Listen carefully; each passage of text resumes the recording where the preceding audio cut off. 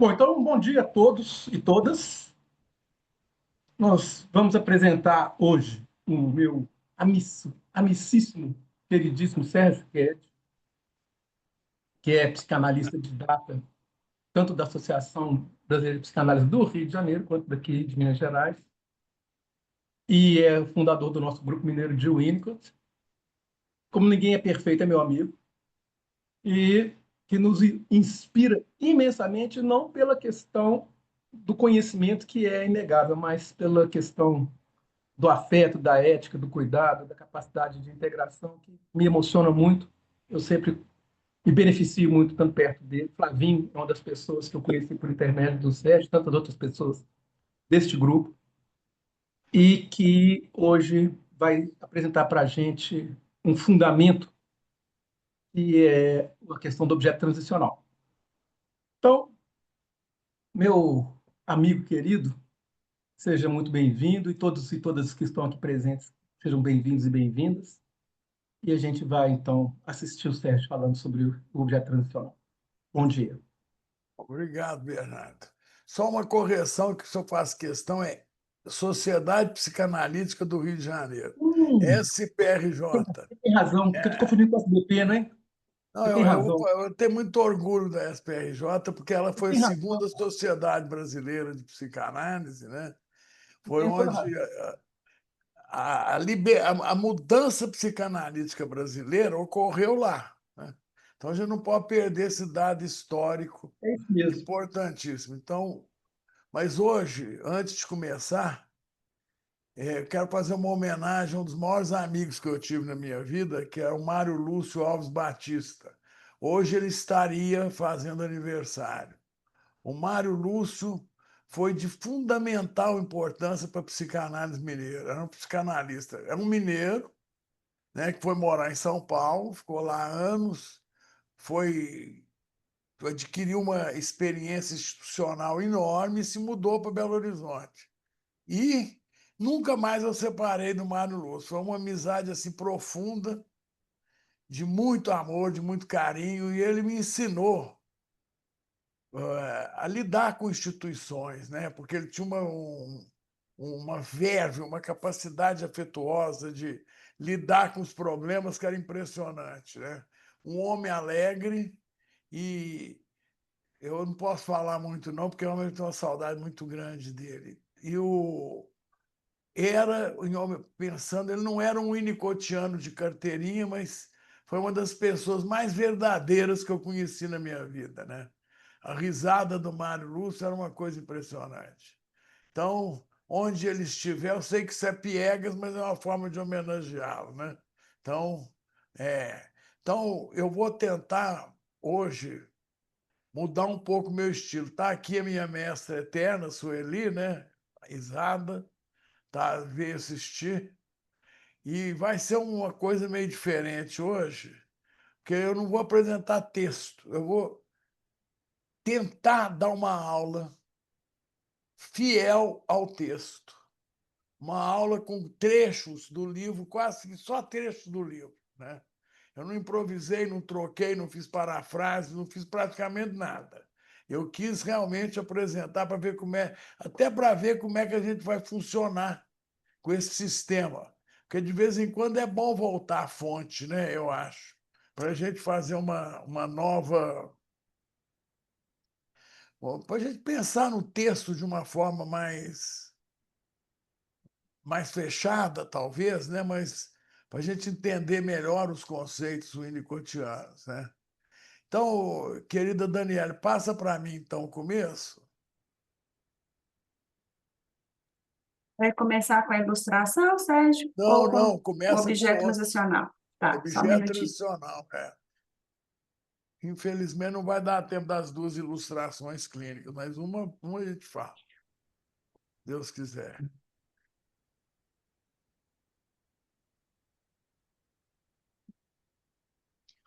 Bom, né? Então, eu escrevi aqui uma tentativa de aula sobre o texto de Winnicott, de 51, com suas modificações publicadas no livro O Brincar e a Realidade. É meu nome, porque Vocês acreditam que eu não punha o nome? Agora eu não sei se tem textos lá que eu não sei se são meus. Então ficaram meio perdidos. Então, agora estou pondo o nome direitinho.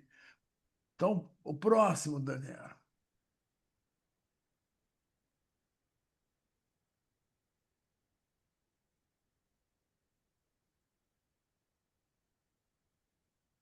Está tendo dificuldade ainda?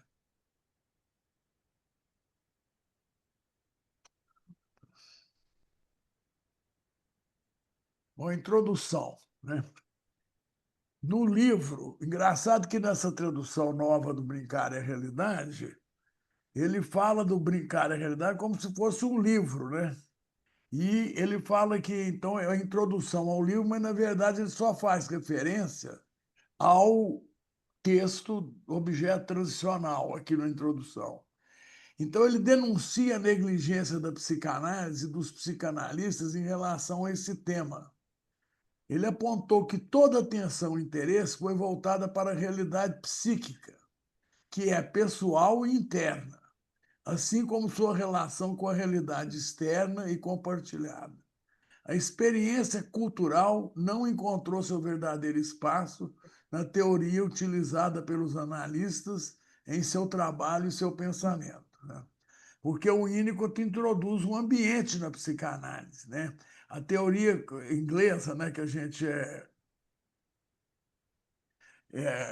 a teoria inglesa que kleiniana, a ênfase era total no mundo interno, né? E eu acho que é a isso que ele se refere, né? Negando o ambiente, o mundo externo, né? Eu me lembro que quando eu fazia psiquiatria infantil com a doutora Mara, né, que ela era kleiniana, mas se discutia muito como se a criança tinha um grupo de kleinianos que achava que a análise de criança era idêntica à análise do adulto.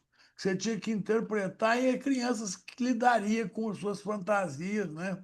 Sem muita preocupação com o ambiente, até com criança. A gente era contra, obviamente, né? A gente ainda tinha influência da Ana Freud, então isso foi uma coisa que ficou aí. O Winnicott faz, parece, essa afirmação. Ele afirma que essa área, que pode ser entendida como intermediária, encontrou reconhecimento nas obras dos filósofos. Sendo sincero, vindo do fundo do coração, eu não descobri quais filósofos que ele está se referindo aqui, não. Mas, enfim, né? A sua experiência, então, deriva da observação e estudo de bebês e crianças e do desenvolvimento emocional. O próximo, Daniel. Daniel, estão pedindo para pôr na tela cheia.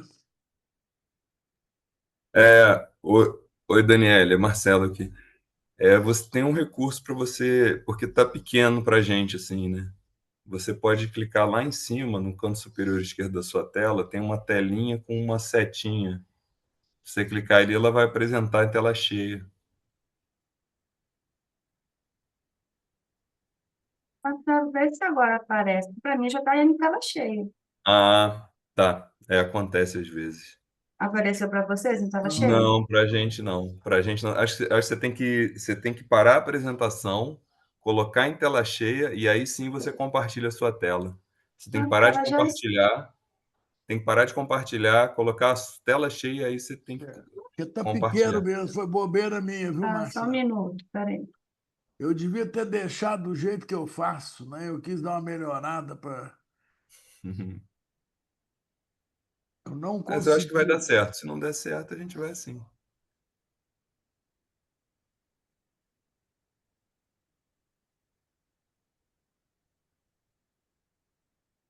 É porque ficou pequeno para ler do outro jeito. Agora Ah, foi. ó, agora foi.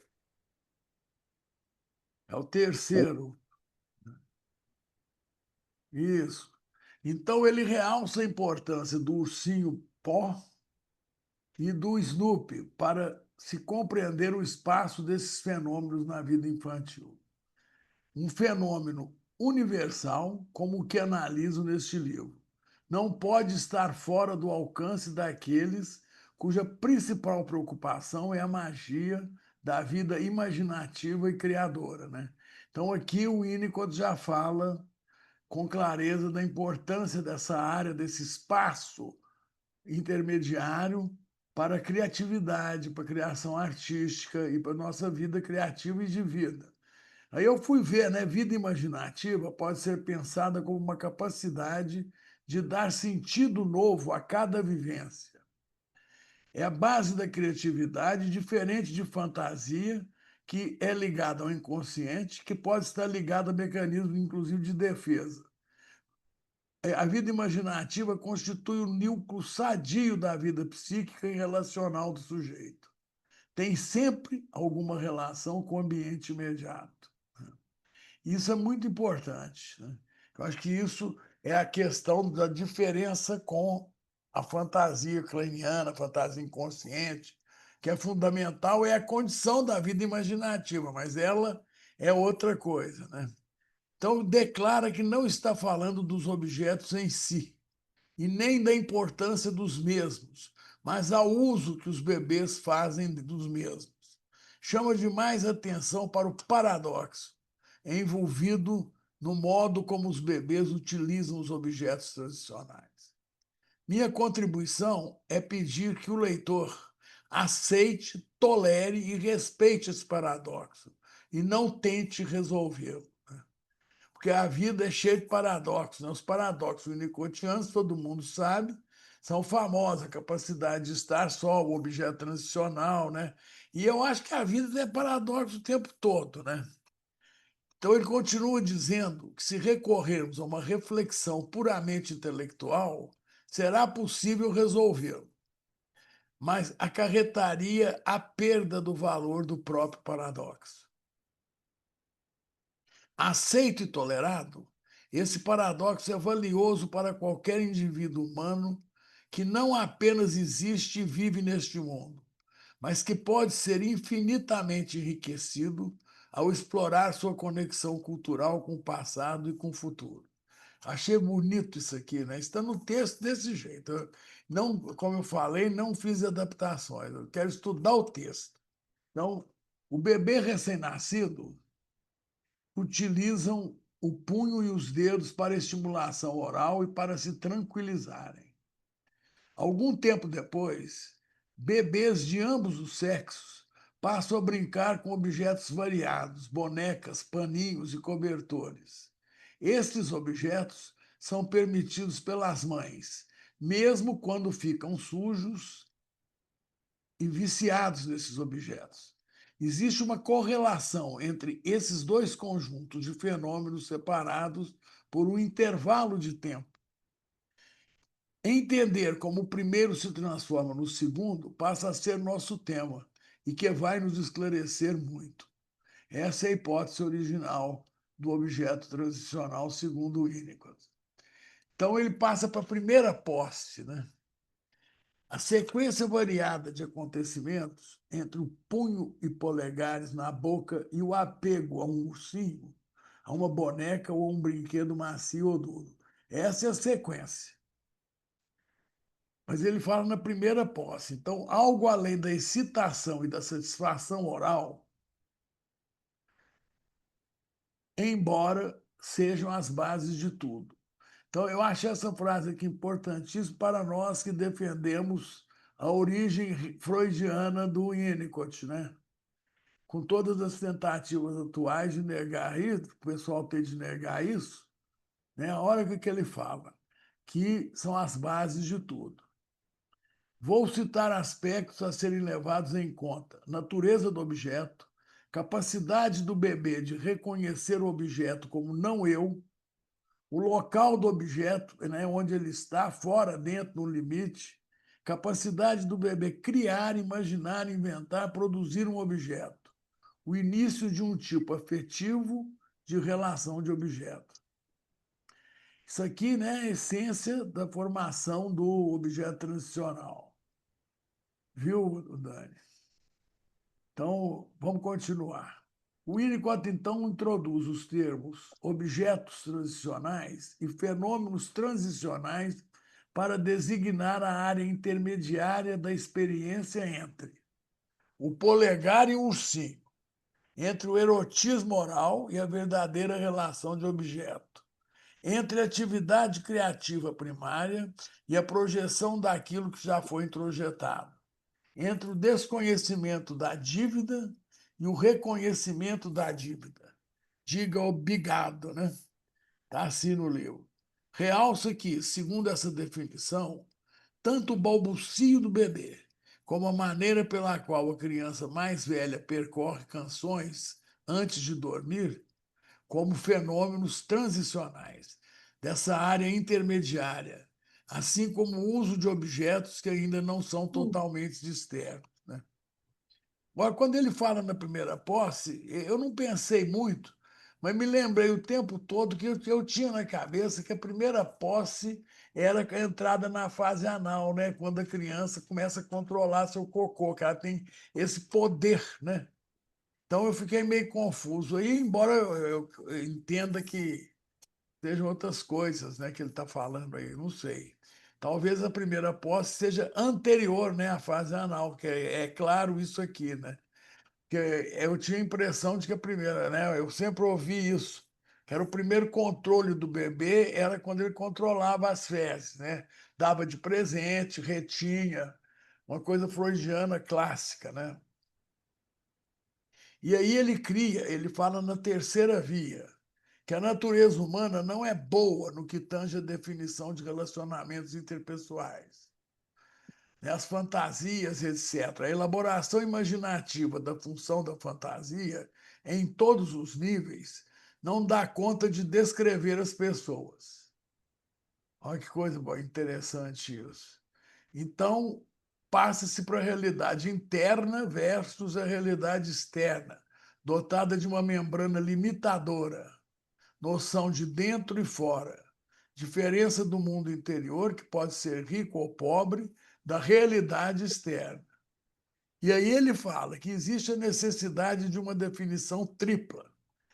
A terceira parte da vida de um ser humano é uma área intermediária de experimentação constituída pela realidade interior e pela vida exterior. Essa área é a substância da ilusão, a área entre o subjetivo e o objetivo real. Eu achei tão bacana isso, que eu tive uma vivência de estar vendo isso, porque a vida é isso, não é? O tempo todo a gente está em confronto com o que eu sinto, com o que eu vejo, né? Eu contraponho a realidade ao meu desejo, às minhas fantasias, etc, etc, né? Então, eu acho que fica claro a gente sentir isso na gente, né? Essa questão da área intermediária, né? O seu tempo todo é realidade interna e externa, o tempo todo você está relacionando com o mundo externo, com as pessoas, e fica para mim muito claro que é esse conceito vivenciado por, assim, a gente sente dentro da gente, né? Então, o próximo, Daniela, por favor. Qualidades especiais no relacionamento.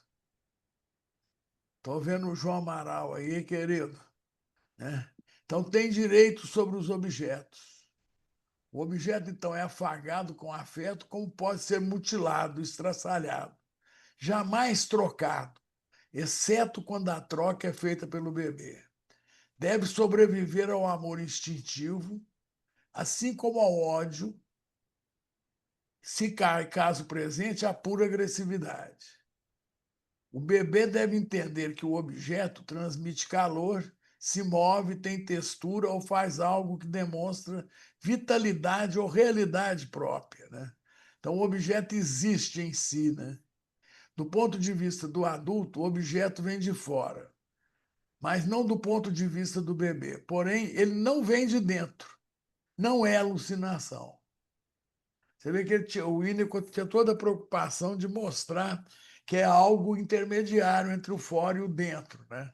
Então, ele não se confunde com a realidade externa e nem com a realidade interna. Então, para ser objeto tradicional criado pelo bebê, é isso, o tempo todo, né? E a gente faz isso a vida toda até a morte, né? Quando você perde isso, é a depressão. O próximo, então. e os fenômenos transicionais, né? Então, ocorre o desenvolvimento de um padrão pessoal. Bebê inclui objetos em seu mundo.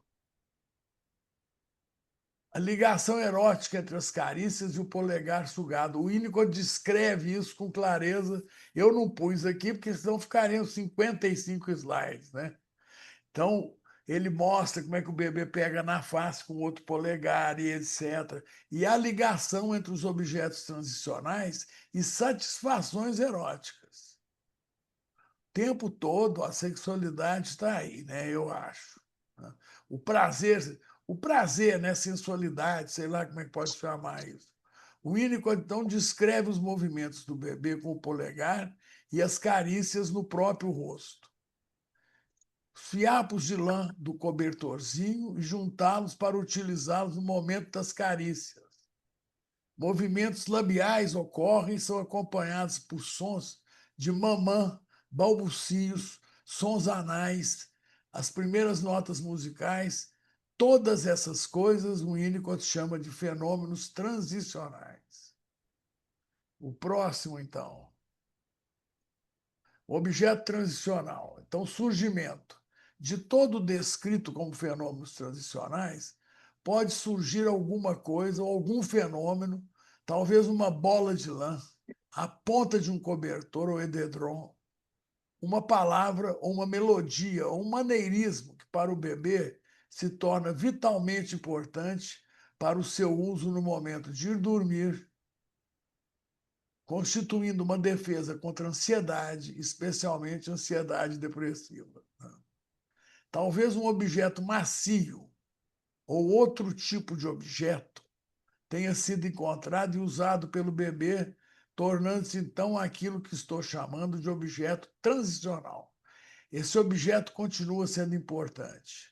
Os pais vêm a saber e o aceitam, mesmo sujo.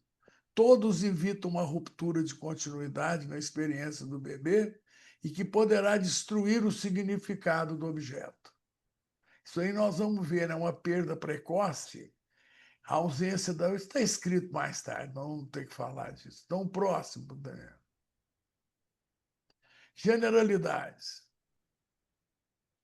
Então, o Winnicott diz que sugiro que o padrão dos fenômenos transicionais começa a surgir por volta dos 4, 6 aos 8 e 10 meses de idade. Intencionalmente, deixei campo para amplas variações. Os padrões escolhidos podem persistir na infância propriamente dita, de modo que o objeto macio original continua sendo necessário na hora de dormir, momentos de solidão ou quando o humor depressivo ameaça manifestar-se. A gente achava, né, Márcio, que cigarro era um objeto transicional, né? Na hora da solidão você apelava para ele, né? Quem fumou, eu fazia isso muito. Na saúde, dá-se uma ampliação gradual do âmbito de interesse. E, por fim, esse âmbito ampliado é mantido, mesmo quando a ansiedade depressiva se aproxima. Então, ele mostra os usos que o bebê faz do objeto, né, que é sempre um intermédio. Ele é a mãe, né? É vivido como a mãe. Então, simplificando demais, é a causa de o bebê aguentar a separação da mãe, né? É incrível. Então, o próximo. Generalidades 2. Esse objeto de um padrão de comportamento primitivo pode reaparecer numa idade posterior, quando a privação ameaça. Isso aqui teria milhões de exemplos, né, de experiências feitas, né, nas experiências do Spitz e por aí vai, né? Que eu não vou falar porque ficaria muito extenso. Essas possessões são usadas em conjunção com técnicas especiais, derivadas da infância primitiva, as quais podem incluir as atividades autoeróticas mais diretas ou existir isoladamente delas. Então, há sempre algo de erótico nisso tudo. Pode acontecer de não existir objeto transicional, à exceção da própria mãe. ou então o bebê ser tão perturbado em seu desenvolvimento emocional que o estado de transição não pode ser fluido, aproveitado, gozado, ou ainda a sequência dos objetos usados é rompida. E a sequência também pode ser mantidas ocultas, né? Eu tive aliás, acho que talvez o único caso meu de infância que eu atendi era um menino muito deprimido lá no Instituto de Psiquiatria da UFRJ e que ele ficou no leito com a mãe morta até ser descoberto. Eles moravam numa fazenda no interior do estado do Rio e a mãe morre e o menino tentando mamar o seio morto, né? Meu Deus. É isso mesmo. E, o, e aí ele gritou, gritou, gritou, o vizinho ficou impressionado, ouviu, foi lá, ela estava morta, né? E esse menino foi adotado por uma tia da mãe, que o tratava assim com um carinho triplicado, né? E o garoto até, vamos dizer, tinha uma depressão básica, é claro, porque é o seio, o objeto morto tentando ser sugado, né? Mas ele manteve a mãe, ele já estava com mais de 12 anos, ele usava chupeta, bico, né? Ele não dormia, estava já com problema de arcada dental e etc., né? Por causa do bico. E foi uma terapia que todo mundo ficava muito comovido com esse caso, né? E conseguimos algum êxito. Ele largou a chupeta, né? E conseguiu. E era mentido para ele, porque a mãe tinha outros filhos, né? E era mentido que ele não tinha irmãos e etc., né? E aí os irmãos resolveram também se apresentar e houve uma mudança completa no layout familiar. Eu não vou contar o caso todo, né? Mas era uma coisa assim que esse objeto transicional ele ficou eternizado. E o Winnicott vai falar disso daqui um pouquinho. Então, o próximo, por favor. Com o passar dos anos, sofre um desinvestimento gradual, não sendo necessariamente esquecido, mas relegado ao limbo. O saudável é o objeto não ir para dentro, e nem o sentimento é reprimido. Ele não é esquecido, mas sua ausência não é pranteada. Eu não tenho lembrança do meu, não, que não era comentado, mas quase todo mundo que eu pergunto lembra, né? A gente mais nova lembra o que foi seu. Meus filhos lembram, né? É, meu filho está com 50 anos e lembra. Tá? Então é uma coisa interessante isso, né? Então o objeto é aqui, ó. O objeto perde sentido, já que os fenômenos transicionais se tornam difusos, ficam espalhados por todo o território intermediário entre a realidade interna e o mundo externo, conforme percebido por duas pessoas em comum. Olha que coisa maravilhosa! Ou seja, ficam espalhados por todo o campo cultural. Capacidade criativa, apreciação artística, sentimento religioso, sonho, mas também o fetichismo, a mentira e o roubo, a origem e a perda do sentimento afetuoso, a dependência química e o talismã dos rituais obsessivos. Você vê a grandeza e a importância disso para o exercício da nossa clínica, né, e para a patologia. Perde o sentido, mas os fenômenos tradicionais se tornam difusos, espalhados por todo o território intermediário entre a realidade interna e o mundo externo, conforme percebido por duas pessoas em comum. Eu estou repetindo porque isso aí é a essência de tudo, praticamente. Fundamental que eu pus aqui. Próximo. Tem que correr. Relação entre objeto tradicional e simbolismo. O objeto transicional simboliza algo parcial, como o seio. Mas o que mais importa é a sua concretude. É real e não é o seio. Então, ele é o seio e não é o seio. Ele é um paradoxo o tempo todo. Quando o simbolismo é empregado, o bebê já consegue distinguir fantasia de fato, objeto interno de objeto externo, criatividade primária de percepção. Isso aqui, durante algum tempo grande que a gente fazia, que a gente estudava, né, que eu era recém-terminada a formação, a doutora Inaura falava muito isso, que, fazendo uma certa crítica à coisa da projeção, né, que tudo era projeção do paciente, né, ela dizia que algumas pessoas não projetavam, porque ainda não tinha um objeto interno introjetado de maneira a poder projetar. E o Winnicott fala isso, de uma certa forma, né? O objeto transicional abre para a aceitação das diferenças e das similaridades, porque é um intermediário. É o termo que descreve a jornada puramente do subjetivo ao objetivo. É a parcela visível em direção à experiência. Simbolismo só pode ser estudado completamente diante do processo de desenvolvimento emocional do indivíduo, né? Do desenvolvimento intelectual e por aí vai, né? Então, é uma coisa diferente, ele não é um símbolo, né?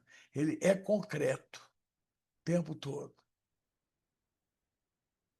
Então, vamos lá. Descrição clínica do objeto transicional. Descreve com alguns detalhes o Winnicott os irmãos X e Y. Relata que a mãe aprendeu com X e pôde se aprimorar com os outros filhos, né? O X não teve objeto transicional, muito apegado à mãe até a vida adulta e solteiro. Y teve uma passagem típica na transicionalidade. E no livro ele descreve em detalhes que eu não consegui fazer essa transcrição, né? E não vai dar tempo de ler como é que o Winnicott descreve os dois. Mas o resumo que eu consegui fazer muito sucinto é mais ou menos esse. Então ele mostra que um X era pegado à mãe, complicado, nunca conseguiu fazer um vínculo afetivo para casar e etc, etc.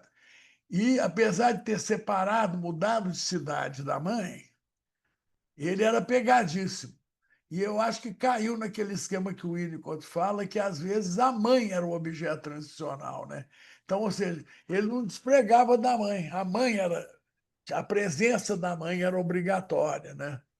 E o X não. O X casou, foi feliz, etc., e teve uma transicionalidade clara, muito bem descrita.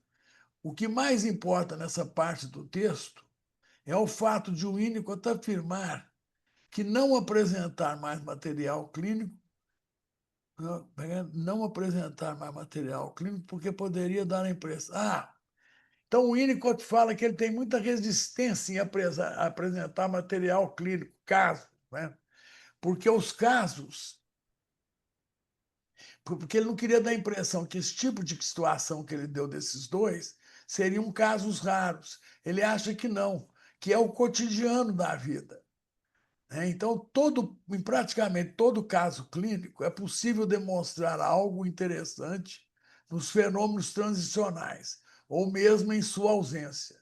Então, ele vai mostrar mais tarde que, em alguns lugares, a anamnese já consta a pergunta sobre como é que foi a transicionalidade, como é que foi o objeto transicional. O médico, o psicólogo, quem faz a pesquisa clínica, já perguntar isso como um dado obrigatório, né? Como um dado assim fundamental para o diagnóstico.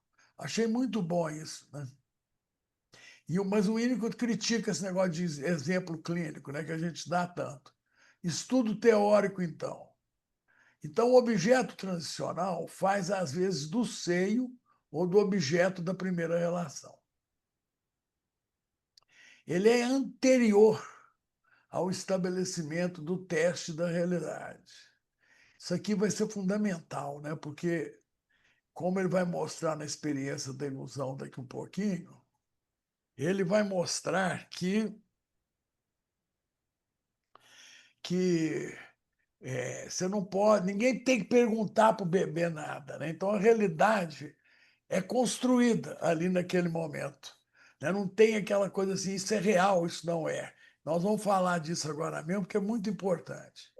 Em relação ao objeto transicional, o bebê passa de um controle mágico onipotente para um controle pela manipulação, que envolve erotismo muscular e o prazer de coordenação. O tempo todo há uma satisfação libidinal, né? Parece, né? Pelas coisas que o Winnicott insiste nisso, no texto. Né? Se eu estou sendo absolutamente fiel ao texto. O objeto transicional pode vir a se tornar um objeto de fetiche e resiste como uma característica da vida sexual do adulto. Esses temas foram muito explorados desde o Winnicott e existe uma corrente forte que sustenta que as perversões são manobras de sobrevivência e resultantes de paradas no desenvolvimento emocional. Né? Toda a linha da psicologia do self, essa parte é muito representada pelo Stolorov, que eu acho fantástica a teoria dele, né? Que ele acha que se a gente conseguir ver a perversão por aqui, a gente melhora muito a nossa conta-transferência em relação ao perverso. Que a gente passa a ver o perverso de uma forma, vamos chamar assim, de muito mais humanizada, de muito mais carinhosa, de muito mais aceita. Né? E a gente consegue mais suspender as críticas morais que a gente, querendo ou não, faz ao perverso, né? Como se fosse uma escolha, né? E não é. Então, eu gosto muito dessa coisa aqui, né? O fetiche. Agora, eu faço a fantasia que o fetiche tem que ter a ver com um objeto transicional mesmo, né? Não fetiche como uma perversão, mas, por exemplo, de repente, eu gosto de nariz, eu gosto do olho, né? Eu gosto sei lá de quê, né? Então, provavelmente tem alguma ligação com isso. Então, devido à organização erótica anal, o objeto transicional pode ser um substituto das fezes. Eu falei isso, mas não ficou muito claro na minha cabeça e não tem mais nada referente a isso. Então, deixei para lá, como eu faço sempre.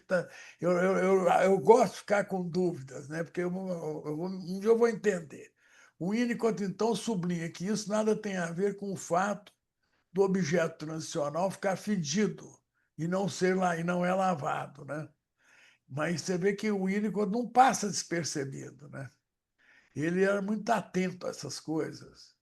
Então, essa parte do fetiche tem um trabalho, eu esqueci o autor, que eu já li há muitos anos, um capítulo de um livro, né, falando do fetiche como objeto sagrado, né, que tem uma representação que não é só. Claro que é representação de pênis, mas talvez tenha outras representações até mais sagradas, talvez da mãe mesmo, não sei, né? Então, eu li esse texto, mas não lembro, não sei nem dar como referência. O próximo, o objeto interno de Klein. Né? O objeto transicional não é um objeto interno. Isso é fundamental. O objeto interno é um conceito mental, enquanto o transicional é uma posse. Mas ainda assim não é um objeto externo. Isso a gente vai repicar o tempo todo, porque é o fundamental do conceito, né? Que é a zona intermediária. O bebê usa tranquilamente o objeto transicional quando o objeto interno está vivo e suficientemente bom, não persecutório. Agora, não esquecer que esse objeto interno depende da existência do objeto externo. Os fracassos desses objetos levam o objeto transicional a perder o sentido. Então, quando o objeto externo é muito persecutório, a mãe falha muito, etc., etc., o objeto transicional não vai substituir a mãe que falhou. É preciso da mãe estar presente para o objeto transicional conseguir ser esse meio termo, essa fase intermediária, né? Esse encontro no espaço intermediário entre a mãe e o bebê. Isso é dito textualmente. Eu não sei se está no slide, mas é dito textualmente. Né? Então, o objeto transicional nunca está sob um controle mágico, como é o caso do objeto interno. Nem está fora de controle, como é o caso da mãe real, né? Então você vê que coisa. Ele faz questão de mostrar a coisa transicional mesmo, né, entre uma coisa e outra. Não é nem externo nem interno, né? E isso é o tempo todo a gente lidar com esse paradoxo, com essa incerteza, né? O próximo, por favor. E aí começa, talvez, as coisas mais bacanas que tem em psicanálise, que é a ilusão-desilusão, né?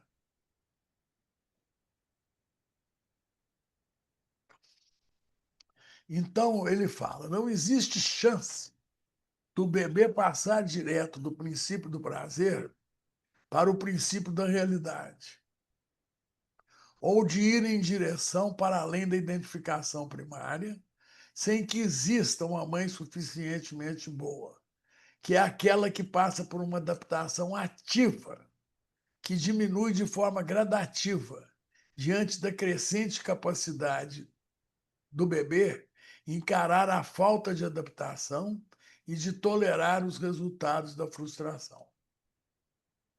Aqui ele fala como é que a mãe funciona, né? Então você vai gradativamente, ela vai frustrando à medida que ela vai percebendo a capacidade do bebê de suportar as separações, tolerar as frustrações, não ser atendido prontamente, né? E ele realça que é lembrar que o sucesso depende da devoção e não da habilidade ou de conhecimento intelectual. Isso é fantástico, porque você vê pessoas completas, né? Não tem nada a ver com conhecimento teórico, nem com conhecimento da questão, né? Talvez o conhecimento da questão até atrapalhe, não é? Eu acho que sim. É uma mãe naturalmente boa, né? Eu já contei isso mais de 1000 vezes. A gente vê em hospital psiquiátrico filhos com mães francamente psicóticas e que têm delas a melhor vivência possível, de terem sido muito cuidado por elas, né? E quando eu era médico também de grandes hospitais, eu vi uns 3 casos, eu acho que eu vi, de mães que no parto tiveram um problema cirúrgico e foram afastados do bebê, né? Entraram em surto psicótico. E trouxemos o bebê de volta para a mãe, ela imediatamente acalmou, né? Incrível isso. É como se fosse uma coisa assim, simbiótica que roubasse uma parte dela. Isso é insuportável a vivência para ela de separar daquela coisa dela, né? Que a gente vai. Eu não sei se estamos nos slides, se não tiver, a gente fala depois. Aí, isso aqui eu coloquei para a gente também discutir, é uma coisa delicada até de falar, porque ele diz que a mãe verdadeira tem mais chances de ser suficientemente boa, pois depende de uma preocupação tranquila e sem ressentimentos com o bebê, né? Ele acha que a mãe adotiva pode vacilar, né? Talvez não tendo a ligação biológica dos 9 meses de gestação, de não ter hospedado o bebê. Eu deixo isso em banho-maria.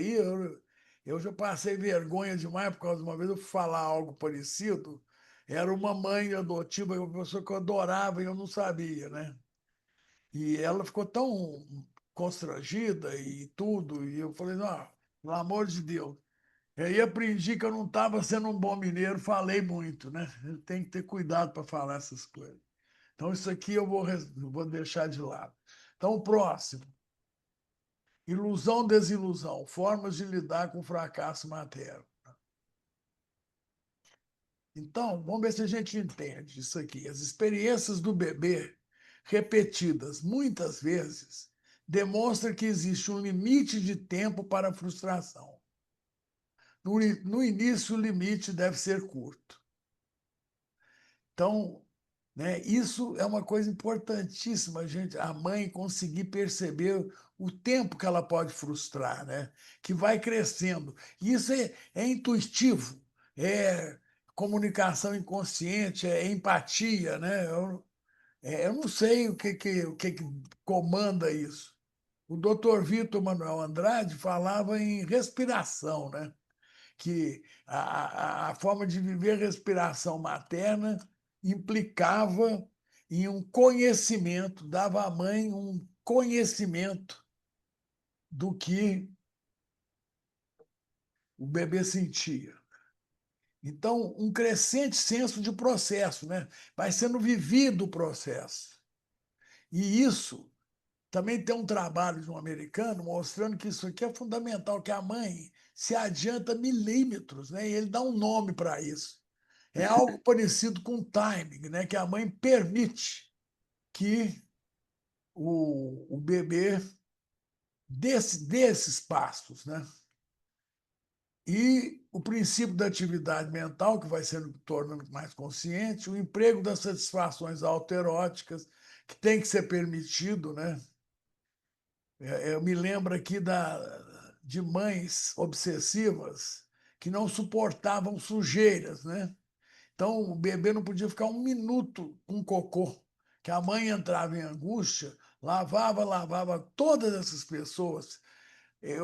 Todas não, claro que não, mas eu conheci alguns casos, porque como eu estou muito velho, eu fiz inclusive um período de gastroenterologia em clínica médica. Eu quis ser médico um período, que foi muito bom, eu não tenho nenhum arrependimento disso. Trazia uns 2 anos minha formação, pós-graduação em psiquiatria, mas era muito bom ver isso, né?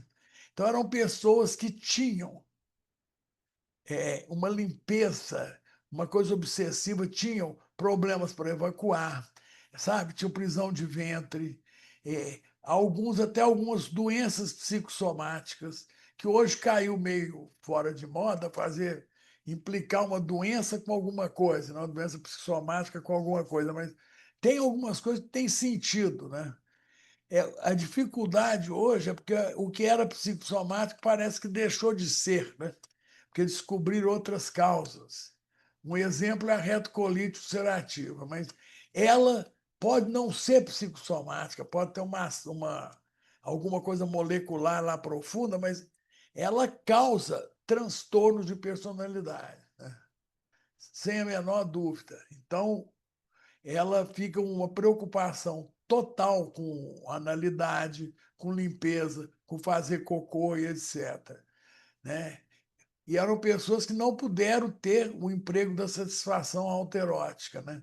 E até o bebê poder ficar um pouquinho sujo, até exagerando um pouco, não ter tanto medo das próprias fezes, né? Como a mãe passa.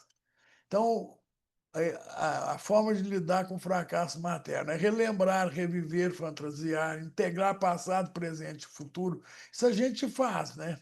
Eu, na pandemia, desenvolvi muito essa coisa aqui, né? De você usar fantasias, relações, tudo que foi bom e lidar com a frustração daquele momento que é terrível para todos nós. Que eu chamei isso aqui de memórias criativas. Então, se tudo correr bem, o bebê pode sair ganhando com a experiência da frustração, pois a adaptação incompleta às necessidades é o que torna os objetos reais, ou seja, odiados, amados. Início é quase perfeito, né? É uma coisa quase perfeita. Então, eu gostei desse subcapítulo aqui do texto. O próximo, então. Dani, ilusão e o valor da ilusão.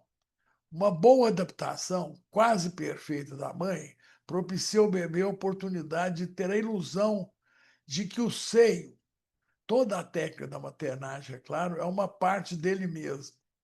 Está sob o controle mágico do bebê. É a dependência absoluta que não é vivida pelo bebê como dependência, né? É a mágica onipotente. Eu penso, vem um estímulo, eu resolvo isso. Tem poder para isso. E eu tenho defendido muito a ideia de que essa fixação no poder é uma maneira de ficar preso a esse momento da onipotência que a mãe permite que o bebê tenha, né? Que é preciso, de vez em quando, você ter uns retornos à sua onipotência. né? Isso vem através do poder, da pessoa que exerce poder. Então, isso é meu, eu criei, é meu, eu faço o que eu quero, né? Você vê isso toda hora, né? A onipotência é quase um fato da experiência. A tarefa seguinte da mãe é desiludir gradualmente o bebê, o que só é possível se houver oportunidades suficientes de ilusão. Então, aqui é que o Winnicott fala nas invasões, né? Nas rupturas, nas rupturas súbitas, nas desidealizações súbitas, que são absolutamente trágicas, né? São os grandes traumas precoces, parece que são as desidealizações súbitas, né? O máximo, é claro, que é a morte da mãe, como eu citei esse caso desse menino, né? Então, o seio é criado e recriado pela capacidade que o bebê tem de amar, ou pelas necessidades de sobrevivência. Ocorre, então, um fenômeno subjetivo que chamamos de seio materno. Então, olha que coisa bonita. A mãe coloca o seio real justamente onde o bebê está pronto para criá-lo e faz no momento exato. Isso é incrível, né? É até emocionante isso aqui, né? Então você vê como é que a interação é perfeita, né? A mãe, o bebê cria. Isso talvez tenha a ver com a preconcepção do bio, né? Mas eu não conheço ninguém que conheça bem os dois, né? Ou o cara conhece muito o bio e não conhece o Winnicott, ou vice-versa, né? Que eu queria até ver como é que, porque a preconcepção do bio parece que é mais ou menos isso, né? Você vê como é que os teóricos acabam se encontrando de alguma forma, né? De alguma maneira, de alguma. Porque eu acho que a mente é essa, é aí que a gente tem certeza que a gente tem um pouco de ciência, né? Então vamos para o próximo. Desde sempre o ser humano se preocupa com relação que é com a relação daquilo que é objetivamente percebido e o que é subjetivamente concebido. Isso aqui também é um segredo, né? Porque é claro que tudo que você observa, que a realidade se apresenta, que a fenomenologia, que eu acho uma coisa maravilhosa, né? Que é você perceber como que o objeto se apresenta, né? Em si, né? O... Então é uma coisa muito interessante essa coisa, porque isso aí também, o subjetivamente concebido, se dominar, nós temos algo parecido com psicose, né? Com delírios, com coisas que a gente começa a achar, que você coloca no outro, que é a transformação alucinógena, né, que eu acho do bio. A área intermediária a qual me refiro é a área que o bebê tem acesso entre a criatividade primária e a presença objetiva baseada em testes da realidade. Essa é a área intermediária. Então, a gente cria com limites. Você se ilude com limites. Né? Que eu brinco sempre, né? Eu vou comprar uma Ferrari para mim. Né? Eu estou usando a Ferrari, eu nem gosto muito de carro, mas eu imagino bonito na Ferrari, né? Que é a coisa toda. Toca a campainha, eu imediatamente saio e vou atender a porta. Né? E a Ferrari morre ali. Então eu posso entrar nesse espaço do sonho, da ilusão e etc., e ao mesmo tempo saio rapidamente. Né? Se isso domina, o Winnicott fala no texto, né? Estamos diante da possibilidade de doença mental. Então, os fenômenos transicionais representam os estágios iniciais do uso da ilusão, sem a qual o ser humano não vê sentido na ideia de uma relação com um objeto percebido pelos outros como externo ao ser. Então, a ilusão é observada como externa, né? Vista de fora. Então, isso é uma vivência interna. Isso é fantástico. Né? A gente pode depois fazer uma live só sobre a ilusão, alguém se habilita para falar da ilusão em si, com os exemplos, com as variações todas. A Sueli, né, que conhece isso tão bem, né, que escreve nos livros dela, né, essa coisa toda, um passeio pela fantasia da ilusão, com os grandes cantores, músicos, né? Uma beleza isso. Então, o próximo. Ah, gente, isso aqui para mim foi uma vitória. A primeira vez que eu consegui pôr uma figura nos meus slides. Então, vocês respeitam isso aqui que eu copiei do livro. Consegui fazer o escanear e tal, e virei, ficou isso, ficou bonito, né? Então, que é o esqueminha do Winnicott no livro, não é a criança, a mãe e a ilusão, né? A mãe e a criança com objeto transicional, né? Então aqui o próximo, Daniela, porque aí tem explicado. A figura 1 é o bebê, o ambiente da mãe, a tensão instintiva, a mãe se apresenta, seio e ânsia de alimentar, ilusão de existência de realidade que coincide com sua própria criatividade. Sobreposição entre o que a mãe fornece e o que o bebê consegue conceber. Não há intercâmbio entre mãe e bebê. Então é a ilusão onipotente de que aquilo sou eu, de que me pertence.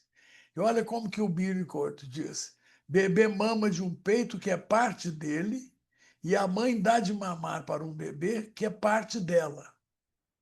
A ideia de intercâmbio em psicologia é uma ilusão por parte do psicólogo, né? Então, olha que coisa importante. Isso aqui é a fase simbiótica da Margaret Mahler, né?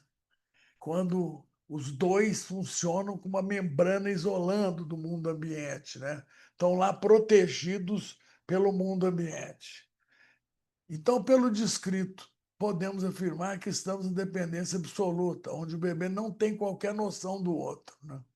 Pelo menos teoricamente é assim que funciona. Então é aquela coisa: mãe, a ilusão da onipotência e o bebê mamando. Na figura 2, o próximo, a forma dada à ilusão é para ilustrar uma das principais funções do objeto transicional. Os objetos e os fenômenos tradicionais levam a uma área neutra de experiência, que não será posta à prova. Então, isso é que é bom, eu posso imaginar, eu posso pensar, eu posso criar, e ninguém vai me perguntar, como diz aqui, se isso é verdade ou não, né? Se isso foi criado por mim ou foi apresentado por fora, né? Então, é onde a gente dança. Com quem sabe dançar, aproveita o máximo esses momentos, né? Da transicionalidade. É onde a criatividade realmente surge, né? Pode-se dizer do objeto transicional que existe um acordo entre nós e o bebê, de que nunca faremos a pergunta: você criou isso ou apresentaram isso para você a partir do exterior? O ponto mais importante é que não existe expectativa de uma resposta. A pergunta não deve ser formulada, nem para a gente mesmo, né? Então, a próxima tarefa da mãe, além de fornecer oportunidade à ilusão, é a desilusão gradativa, que antecede o desmame e continuará sendo tarefa árdua dos pais educadores, né? A desilusão gradativa, a desilusão suportável, a desilusão que não vai funcionar como uma invasão, eu acho, né? Então, o próximo, por favor. A principal tarefa da mãe, que se torna gradativamente um problema óbvio, devido ao fato de que a principal tarefa, além de fornecer a oportunidade, é a desilusão. Eu repeti isso aqui. Antecede a tarefa do desmame e também continua a ser uma questão das tarefas de pais e educadores.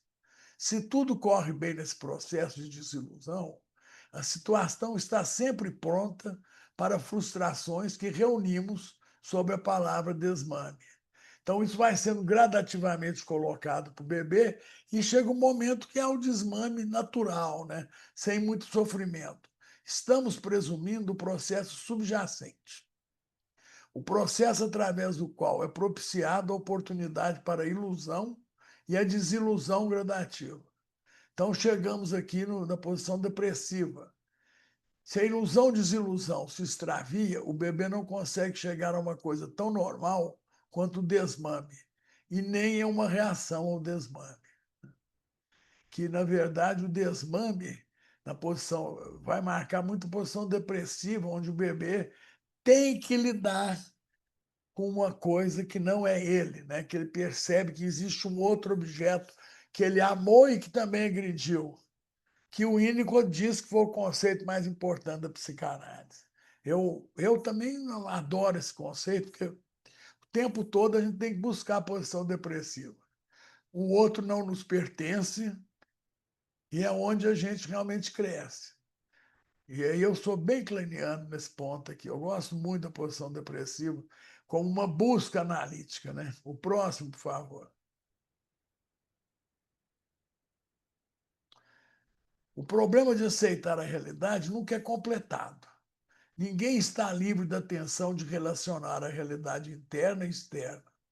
E o alívio dessa tensão é proporcionado por uma área intermediária de experiência que não é contestada, direto ligado com a área do brincar, que se perde no brincar. Aí, Bernardo, ó. Na tenra infância, essa área intermediária é necessária para o início da relação do bebê com o mundo, tornada possível por uma maternagem suficientemente boa.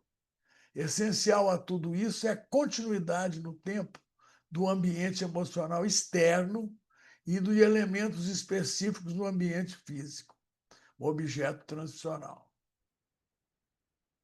Então, você não pode transigir da mãe jamais, né? O próximo, então. Aí eu peguei o resumo, né, que o Winnicott coloca os itens que ele achou fundamental. Então, ele fala relações do bebê sadio com a primeira posse. Está relacionada retroativamente no tempo com fenômenos autoeróticos e ao sugar o punho e o polegar.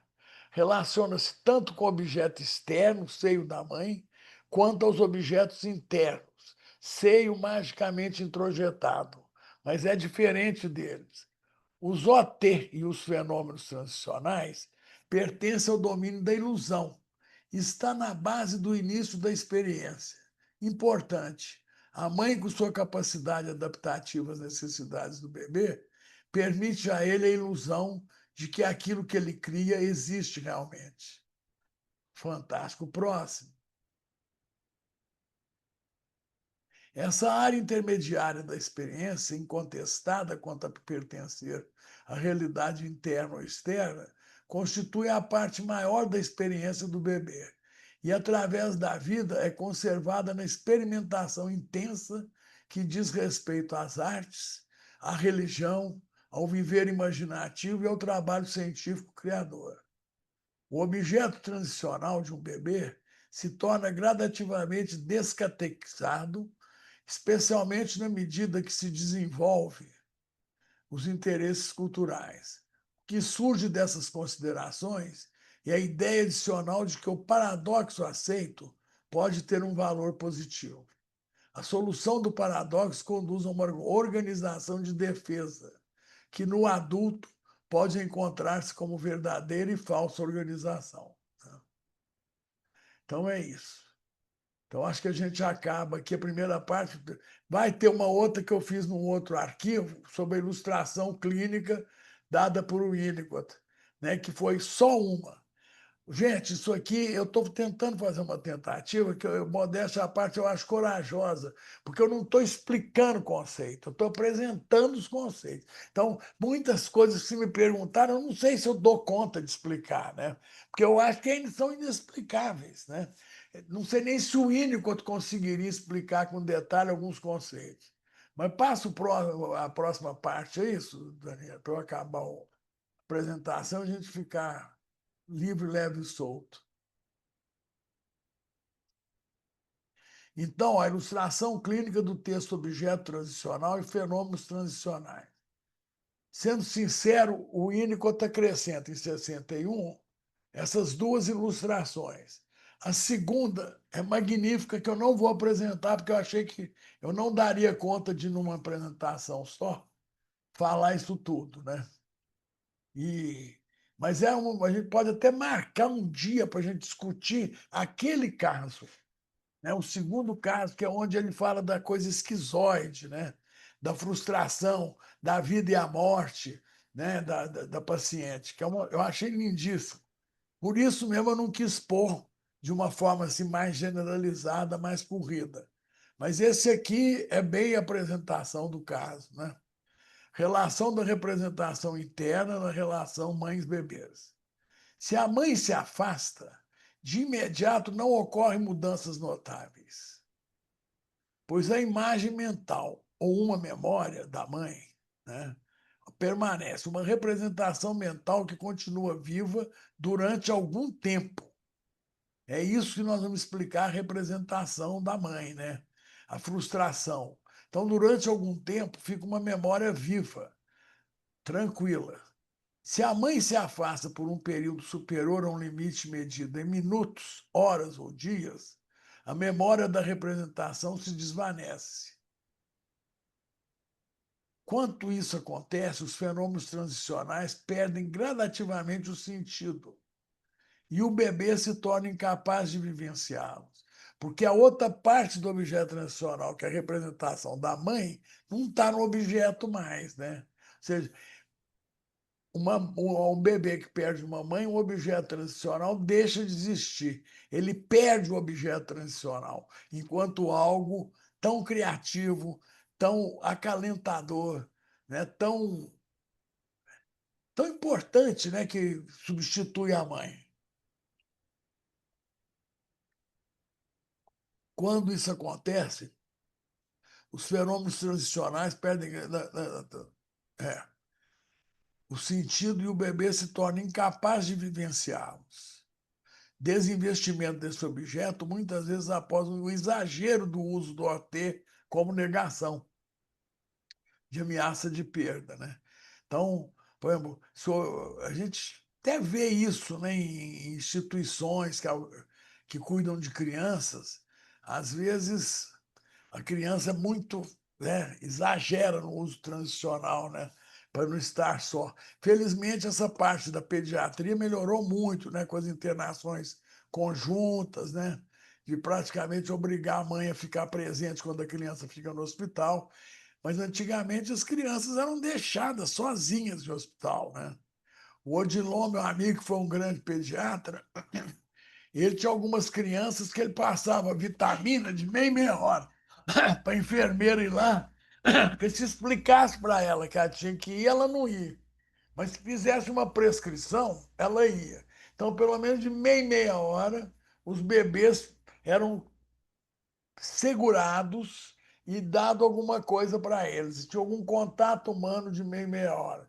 Ele fez isso muito, né, como uma tentativa de salvar os bebês, né?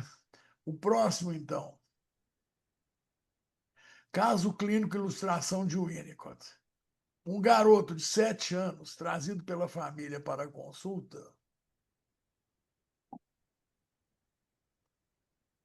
tá?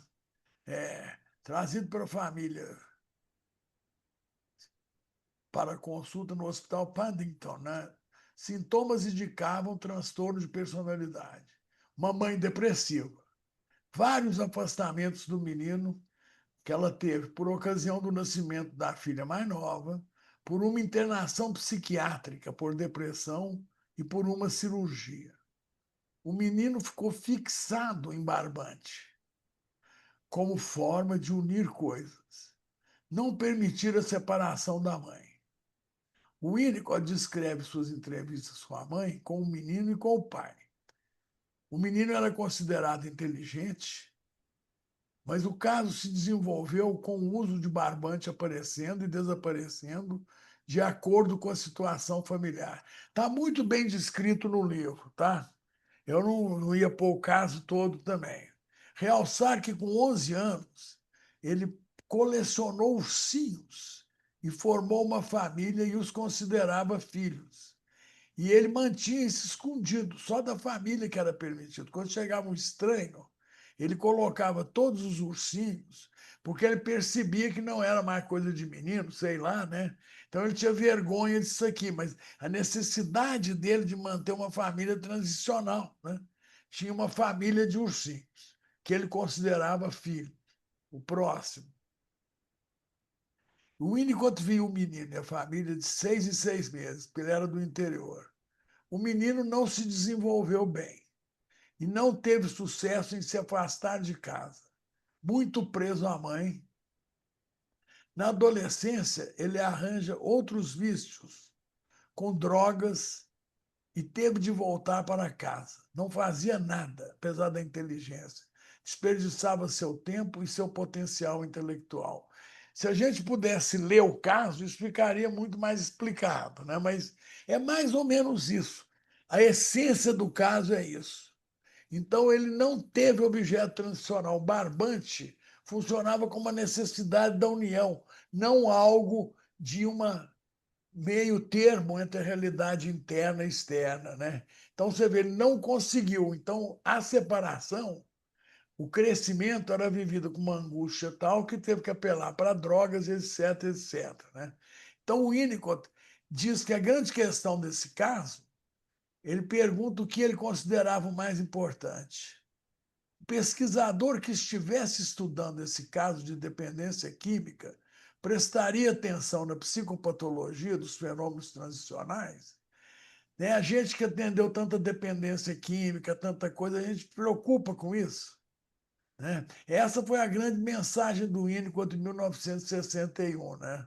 Talvez a falta do objeto transicional, dando essas patologias do vazio todas, né? Que você precisa de droga, né? E precisa dessas coisas todas. Não sei se tem mais, tem, Daniel? Então, uso do barbante, considerações de Winnicott. Barbante ata, embala objetos e une materiais desconectados. Nesse sentido, tem um valor simbólico universal e para todos. O uso exagerado pode significar medo de perdas e falta de comunicação. No caso, falta de comunicação. A função deixa de ser comunicação e passa a ser negação da separação. Aqui vira um sintoma importante e difícil. Perde-se a esperança e o barbante vira uma coisa em si. Falta de esperança. Vira uma coisa em si, né? Isso aí é fundamental. E uma coisa importante é que o Winnicott conta que a mãe não acreditava na fala dele. O Winnicott explicava o que o barbante significava e tal, ela fazia pouco caso, né? Não acreditava, mas depois passou a acreditar, né? E ele tentou preparar os pais para cuidarem dessa criança. Ele, paciente, não conseguiu fazer essa separação pela ausência da mãe. Não conseguiu fazer a separação normal. Destino é a doença mental. O próximo, se tiver. Acabou, gente. Ah, espero ter conseguido passar pelo menos alguma coisa importante aí do texto winnicottiano. Quero que vocês me respondam se teve sentido esse estudo, né? Esse estudo com o texto falado assim, né? Que essa foi a minha intenção maior. Todo mundo acho que já leu o texto, então eu achei que é importante a gente fazer essas revisões, sabe, sem questionar muito a partir da visão que tem de hoje e tal, né? Porque milhões de coisas foram escritas sobre isso, mas né? O, esse é a essência do texto, né? Onde tudo começou. Então, é o texto base. Então, tá, Ana. Ok. Renato, então tá certo. Fala aí. Tá, então, mais uma vez, antes de tudo, primeiro de tudo, parabenizar, Sérgio, porque a, a organização, mesmo que você tenha começado a se manifestar quanto à metodologia do seu trabalho, que foi de pegar estritamente o texto do Winnicott para poder falar sobre ele, mesmo isso exige uma competência para saber o que selecionar, o que apresentar e como se aprofundar nele, né? Então, isso demonstra não só o seu cuidado, como a sua capacidade de organização e de apresentação de uma ideia. Eu preciso, mais uma vez, me desculpar em relação ao tempo de atraso, porque não estava claro para mim, eu não me lembro se a gente combinou que eu faria a apresentação da sessão de hoje e eu acabei tendo um atraso aqui. Vocês me desculpem, tá? Eu realmente pensei que fosse a Lu que iria fazer a apresentação hoje, mas deve ter sido um erro meu, não sei. E sobre a extensão do seu trabalho, então, a questão de você, aparentemente, né, se ater ao texto do Winnicott e falar especificamente do texto, não impede que você tenha enriquecido imensamente o que foi trazido. Ao longo da sua fala, você falou de questões como, por exemplo, a sua experiência da pandemia, sobre a ideia, do que você imagina que é a relação de poder que as pessoas estabelecem, falou da sua experiência na prática da gastroenterologia, comentou sobre o texto propriamente dito, e não o texto em si, mas sobre os pontos que você admira em relação ao que o Winnicott desenvolve no próprio texto. Você falou da sua clínica psiquiátrica e também da sua clínica no consultório. Você trouxe experiências pessoais em relação a como você se vê, como você viveu, como você observou questões da sua própria família, como referências também complementares ao texto do Winnicott. Referências de outros profissionais, né? Quando você falou sobre o Odilon, por exemplo, e a prática dele na, na pediatria. E nisso você vai recortando o texto. E o recorte do texto é uma forma de narrar o texto de acordo com o que você percebe de substancial para poder desenvolver uma ideia que você tem em si mesmo, que é uma ideia muito importante. De tal forma que você se apropria do texto. E você reconta o texto. E recontar o texto é um ato criativo. Então, você nos traz, ainda que você tenha dito que seria uma coisa muito focada no texto em si, você nos traz uma apresentação muito criativa. Né? Algumas coisas me suscitaram ideias, como, por exemplo, quando o Winnicott fala da terceira via, que você destaca aí, me lembra muito a terceira margem do Rio, do Guimarães Rosa, eu fiquei impressionado com isso, porque, como você disse, ó, temos aí também duas pessoas se manifestando, a Sueli e o Marcelo. Quando você eu disse que todo mundo já leu o texto, né? Provavelmente sim, mas ainda assim, o seu modo de recontar, de retomar, nos suscita outras coisas. Eu não tinha pensado nesse lado da terceira margem do Rio, por exemplo, porque quando a gente lê o texto é diferente do que quando alguém conta para a gente como lê o texto, como a gente destaca. Então, isso me parece algo muito importante. Tem um autor que estava tão impressionado, um escritor de literatura, né? Tão impressionado com o modo como um texto era experimentado por ele como um texto muito importante, que o que ele fez? Ele começou a datilografar, na época da datilografia, né? Ele começou a datilografar o texto integralmente, tal qual ele leu, porque dizia ele que ele queria sentir como que era produzir um texto tão interessante. E quando ele está datilografando, ele ia experimentando palavra por palavra sendo gerada novamente.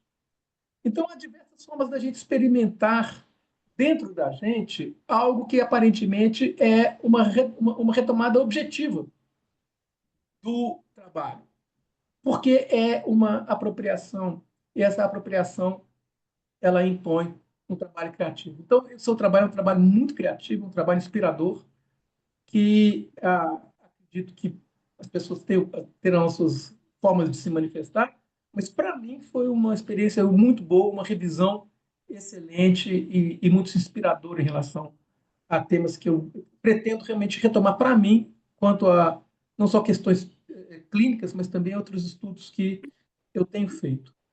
A Sueli se manifestou primeiramente com vontade de falar, e as outras pessoas que quiserem, por favor, vão se inscrevendo e a gente vai dando voz a cada um e cada uma. Ok? Sueli, por favor, fica à vontade, querida. Sérgio, eu vim aqui hoje te prestigiar porque eu estava com muita saudade de te ouvir. Eu acho que você foi muito feliz na escolha do texto, né, nesta aula de hoje, porque eu acho que é o tema mais importante em Winnicott, né? O primeiro livro do Winnicott, onde ele fala desse texto de objeto transicional, foi no Brincar é Realidade, que foi o primeiro livro que ele conseguiu publicar. Esse texto ele apresentou numa conferência psicanalítica nos Estados Unidos, ele foi massacrado. Ele até teve um ataque cardíaco depois dessa apresentação.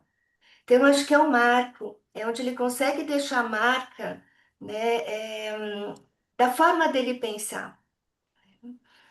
E eu queria falar que eu acho que eu admiro muito a sua capacidade de transformação, né? A forma como você apresentou o texto hoje não é seu estilo.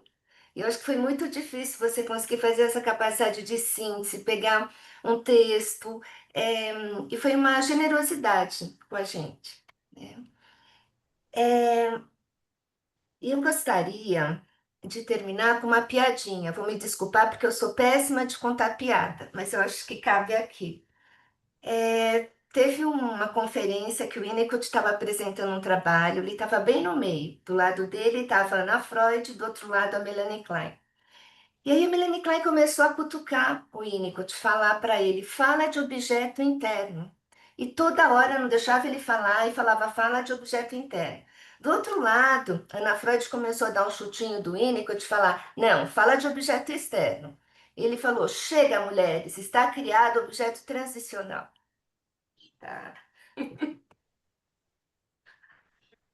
É muito bom sempre te ouvir, Sérgio. Você falou que eu sou mestre, mas na verdade você é o meu mestre. Obrigado, Sueli. Bondade, bondade sua. Aqui em Minas a gente usa muito essa expressão, é bondade sua, né? Bom, infelizmente, André Botinha, Márcia Mendes, Sandra Bácara estão com atividades também, então são A Sandra, a Sandra já saiu, né? Ela o tinha André pedido a está em palavra. viagem, a Márcia está também com atividade na jornada, né? Então, são atividades simultâneas que tiveram conosco até agora, tiveram que sair vindo aqui no chat. Mas, A Ana Virgínia, que está na ordem aqui, ó. Ana Virgínia, me desculpe, eu não vi. Vamos lá, Ana, por favor. Bom dia a todos. Ô Sérgio, parabéns. São dúvidas que eu fiquei, assim, que eu tenho, né? E já que você falou de trazer conceito e você trouxe vários aí de formas tão importantes como já foi dito, mas eu fiquei pensando quando você traz a questão desse objeto transicional, olhando para esse lado da mentira, do roubo, né? Da dependência química. E aí eu queria que pudesse falar um pouco mais, porque me fez pensar na história da deprivação, né? Então, assim, eu sempre liguei com a questão da deprivação, e aonde entra a deprivação relacionada também com essa questão dos objetos transicionais. A outra dúvida que eu também gostaria de trazer é com relação ao conceito de desmame, né? Que eu também fico muito quando você fala, né? A desilusão no texto antecede o desmame. E eu fico pensando o que que o Winnicott traz como desmame propriamente dito, sabe assim, o que é esse desmame? Nossa, são tantas coisas, mas aí eu vou só a terceira e última. Quando você fala sobre essa questão, né, da incapacidade de se viver o objeto transicional, e como quando fica esse objeto que parece que em vez de... Eu me lembrei da ilusão do bebê que não vive a ilusão por essa incapacidade de um cuidador de ser facilitador, mas que ele vive a própria onipotência. Né? A ilusão de onipotência se transforma, então, se ele não vive na própria onipotência. Eu pensei nessa história do paciente ou da pessoa que fica com aquele objeto, né? Eu tive uma paciente há muito tempo atrás que ela estava com seus 30 anos e ela só conseguia dormir com aquele ursinho. Então, aquele ursinho, eu fiquei pensando assim, é a própria negação dessa separação com a mãe. São 3 pontos, se você pudesse falar, eu agradeço muito. Um abraço a todos.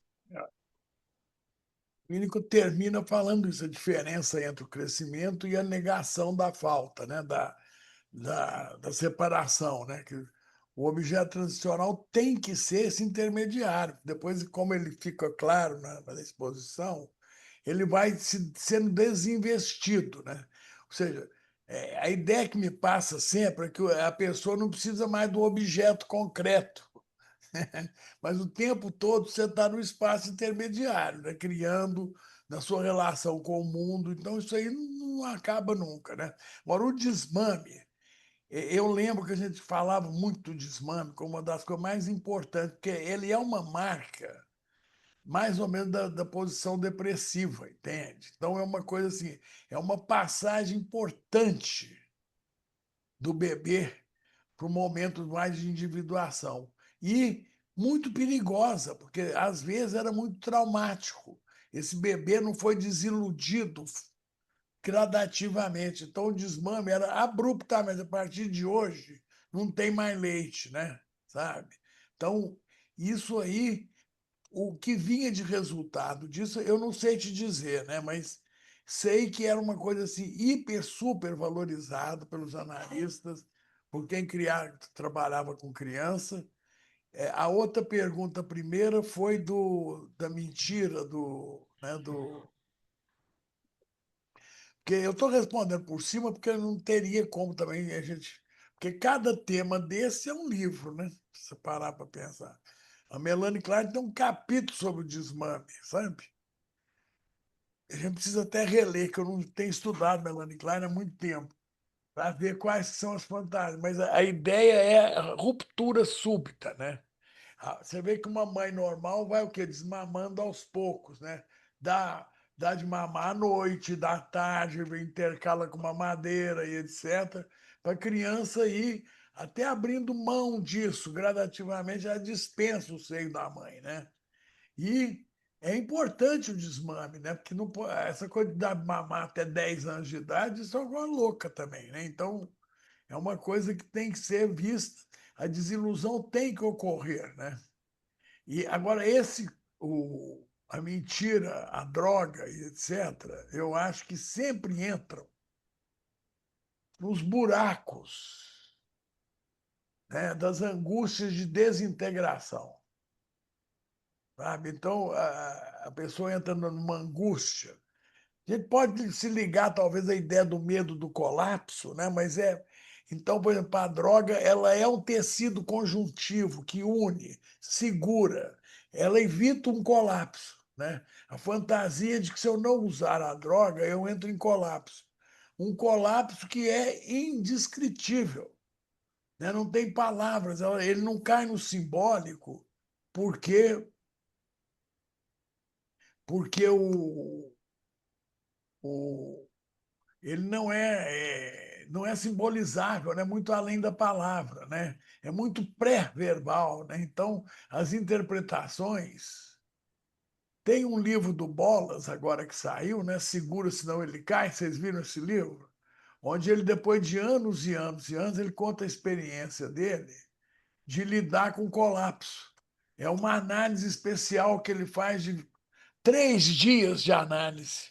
Eu fico o dia inteiro com o paciente. Então, a presença dele faz com que o hold, né, reestruture aquela figura. E ele afirma que evitou os colapsos, né, com isso. Que ele não tinha coragem de apresentar, porque seria tão malhado pelas sociedades, né, como o dia que ele apresentou foi. Né? Mas é uma experiência muito rica. Agora, por que se busca? O que é a psicopatia? É uma coisa que a gente ainda não sabe direito, né? Mas se você for seguir o Winnicott, foi o grito que não foi ouvido, né? Provavelmente a tendência antissocial, o bebê chorou, pediu, implorou e não foi correspondido. Então, ele apela de qualquer jeito para resolver a sua vida, né? Então, agora, é possível que essa passagem da transição tenha sido marcada, né? Agora, também não significa que, tendo um objeto transicional, a pessoa está isenta de tudo, né? Mas é uma discussão que não tem fim, eu não, sabe? Se a gente pegasse num caso, a gente talvez pudesse até chegar lá como o Winnicott propõe, né, no final, né? Mas é isso, eu não sei se eu respondi, mas é mais ou menos isso. Obrigada, Sérgio. Obrigado. Você está em Portugal ou está aqui? Você está em Portugal ou está em Brasil? Eu estou no nosso BH mesmo, no nosso Ah, BH. então tá bom. Então tá. Bom, vamos adiante que Ulisses depois do Tacílio. Oi, Sérgio. Oi, Olha pessoal. isso. Tudo bom, Sérgio? Você está muito bem, Sérgio? Ah, eu tô bonito, né? Tá, Tá você mesmo. também. Prazer te ver. Obrigado, Tá, Liz. tá uma chuva aqui hoje, hein? Nós somos Pois é, eu vizinhos. vim para o consultório porque não tinha. Estava com ameaça de cair a luz lá em Nova Lima. É, tá um chuvão aqui. Chuvão. Pois em determinado momento, Sérgio, a sua apresentação foi ótima. Inclusive, muito ao estilo do que a gente faz no grupo da Bernadette. Né? A gente faz muito isso, de pegar o texto e ler o texto. Né? Para quem não sabe, eu vim de um grupo de estudo com a Bernadette Biagi. Bernadette me indicou o Sérgio, não vai lá estudar com o Sérgio também. E continuo com Bernadette já há uns 30 anos e estou aqui com o Sérgio e com vocês, né, há uns 10 anos, né, Sérgio, algo parecido. E você faz esse questionamento assim, opa, espera aí, como é que um bioniano, né, teria visto esse conceito winnicottiano? E Bernadette é uma bioniana, né? Falei, Bernadette podia estar aqui. Hoje, Né? Hoje ela daria uma aula, certamente, assim, sobre essa ponte entre os dois, né? Entre o Winnicott e o Bion. Mas como ela não está, e como eu estou com ela há uns 30 anos, eu me atrevo, né? Assim, eu vou arriscar aqui fazer essa ponte usando até a IA. Pô, gente, eu ando gostando muito desse negócio, sabe assim, tá certo que tem muito risco, mas também tem muito potencial, né? É impressionante como que esses chats, né, tem essa capacidade, né, de resposta. Eu fiquei impressionado. Vejam bem, vou ler aqui, eu pedi o chat GPT para comparar os conceitos, né, de Winnicott e Bion. E olha o que o chat responde. A capacidade de Reverie de Bion pode ser vista como um mecanismo psíquico específico que subjaz à função mais geral da mãe suficientemente boa de Winnicott. A mãe suficientemente boa usa a Reverie para entender e responder adequadamente às necessidades emocionais do bebê. Bion foca mais no processo interno de transformações das emoções primitivas, enquanto Winnicott foca mais na qualidade do ambiente e na provisão de cuidados que permitem o desenvolvimento do self e a capacidade de estar só. Eu achei assim perfeita a análise do chat, né? Muito boa, muito boa. Eu acho que é um pouco isso, assim, é um pouco de perspectiva, né? Um foca mais no processo de transformação interno, no caso, Bion, né? E o outro foca na capacidade do ambiente, né? E da interação entre o sujeito e o ambiente, no caso, o Winnicott. Então, são perspectivas distintas, né? Pontos de vista do mesmo processo. É o mesmo processo visto em perspectivas distintas e até, eu diria, complementares. Né? Dois autores espetaculares, né, gente? Cá entre nós, Adoro os dois.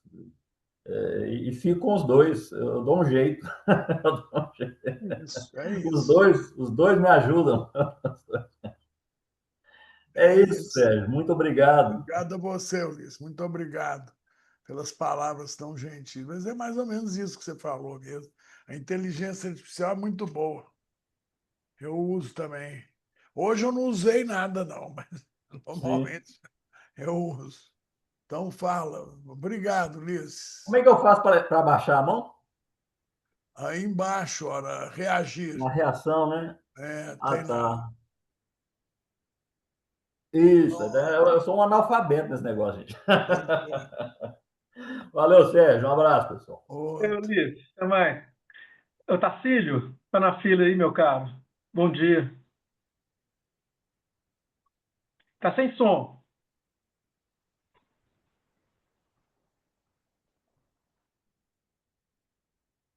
Oi. Isso, agora sim. Tá. Bom, doutor Sérgio, eu fiquei assim tão impressionado com a sua espontaneidade e diante de uma leitura que você se propõe a ler. Eu vi assim as considerações estéticas da apresentação que o Bernardo estava dizendo. E eu acho que assim, você cumpriu assim, perfeitamente sim, o seu objetivo, está de acordo com o seu objetivo, que era fazer uma leitura, né? Uma leitura do texto de Winnicott. Enquanto você estava lendo, eu, como gosto muito de teoria de conjunto, eu estava riscando aqui aquela famosa interseção de conjuntos, né? É, espero que eu gostaria até de mostrar, mas assim não tem jeito. Nessa interseção mostrando as duas realidades, uma realidade interna e uma realidade externa. E ali na interseção, ali os objetos transicionais e os fenômenos transicionais.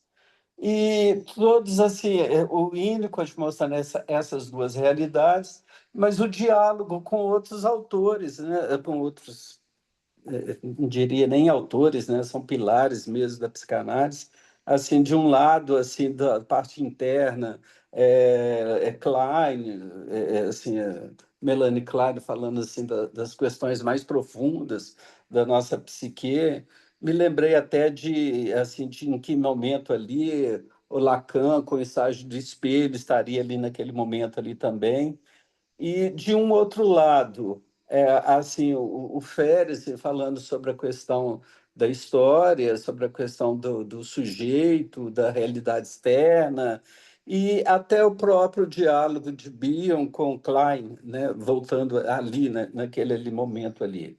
Todos ancorados muito em Freud. Mas me chamou muita atenção e eu queria, assim, talvez ouvir um pouco mais que a Ana até tocou nessa situação, e você também, eu fiquei pensando na questão do autismo, que está tão assim, hoje é um diagnóstico tão recorrente. Como é que você vê essa questão diante da deprivação, do autismo? Como é que você vê? Como é que eu poderia entender um pouco mais disso aí numa conversa superficial, né? Aqui, nesse momento aqui. Muito superficial. Eu realmente É. eu vou ficar te devendo, porque eu acho que é tão vasto isso. Entende? Eu fui estudar autismo recente, né? Porque tem a clássica dos analistas de língua inglesa, tem a Frances Tust, né? Que estudou isso, de umas barreiras autísticas, né? Eu conheço pouco o doutor Salim, que está aqui, ele é especialista nisso, né? Ele dá até um grupo de estudos aqui em Belo Horizonte sobre as barreiras autísticas, o autismo baseado em Francis Tust, né? Que agora eu fui estudar autismo do ponto de vista mais psiquiátrico, até para poder não passar vergonha com meus pacientes, porque eu desprezava muito esse diagnóstico, né? Em criança, quando eu fiz psiquiatria infantil, eu não tinha dúvida que o autismo era uma coisa muito grave, né? A gente fazia ainda preso ao autismo de Kanner, né? Pois isso virou quase que um vício de falar em autismo, né? Sendo que a maioria você não pode fazer muita coisa, faz análise e tal, mas eu não tenho experiência com isso, porque eu nunca valorizei muito esse autismo como é descrito hoje. E fui estudar recentemente um livro sobre o autismo, mas do ponto de vista de psiquiatria, de diagnóstico, etc. Eu desisti na metade, entende? Porque é tão cheio de coisa, com tantos sintomas, com tantas. Que fica assim, não, ele é autista, sim, sabe? Ou seja, não tem. Então, eu não consegui elucidar para mim isso. Agora, eu acredito que o autismo, dentro da minha concepção winnicottiana, é possível que tenha a ver com uma mãe não responsiva. Aliás, um ambiente que frustrou demais. Então, cai naquela coisa da esquizoidia, entende? Eu desisto. Porque qual que é o conceito de autismo? Conceito de autismo, tem muito psiquiatra que, se você perguntar, talvez não explique. Né? O autismo é um isolamento do mundo. Eu sou separado do mundo. Há uma barreira entre mim e o mundo. Né? E isso provavelmente vem de um ambiente que falhou em atender demandas muito importantes, muito primitivas, né? E faz com que o bebê desista e e volta para dentro de si mesmo e passa e abre mão de contar com o ambiente para as suas necessidades. Então, eu acho que é uma das explicações plausíveis, que é a que mais me toca, né? Quando eu trabalho esse tipo de coisa, há sempre um sentimento de que houve uma falha, né? Porque a relação mãe-bebê, você não pode pegar só pela fenomenologia da mãe, não, né? É uma coisa muito mais profunda nas transmissões sutis da relação, né? Então, eu não sei. Para mim, eu fico com essa é, eu ficaria com essa mãe que não permitiu, Ana, essa integração, que não respondeu às necessidades, né, suficientes, e há uma desistência do bebê. Então ele começa a lutar para dar conta de si mesmo. Então ele se isola, né? Ele teme um outro contato. Eu vejo assim, né? Agora, é complicadíssimo, né? Eu fui estudar, desistir. Por isso que demora 10 anos para fazer um diagnóstico, né? Porque você já viu? Pega um livro desses melhores sobre o autismo, do ponto de vista psiquiátrico, não estou falando de psicanalista, não, tá?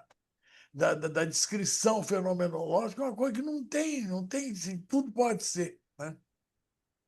Então, se você é mais reservado, mais isso, mais aquilo, e até quem não é reservado, tem núcleos autistas que dominam o ambiente, né?